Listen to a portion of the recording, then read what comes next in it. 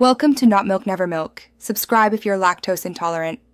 You start on a flat, protected surface so nothing slips and you avoid scratches.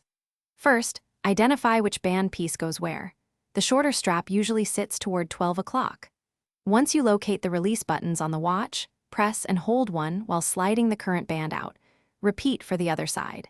You do this to disengage the rail latch mechanism safely and make sure to keep small parts oriented the same way for easy reassembly. You align the new band's rail with the slot, keeping the polished connector flush against the case. This ensures the internal latch can engage. Then slide the strap straight in, don't angle it, and you'll feel or hear a firm click when the connector seats. Once both sides click, tug lightly to confirm they're secure.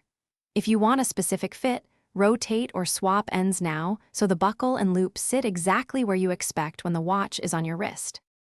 You finish by fastening the watch and testing comfort.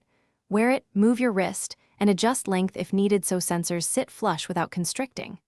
Once done, make sure each connector stays locked under light tugs. This prevents accidental loss. If a connector won't click, don't force it. Retract, clean the slot with a soft brush, then retry aligning squarely. If latches stick, press the release button while applying gentle inward pressure on the band to free and reseat the Thanks for watching. If this was helpful, leave a like and consider subscribing. See you next time.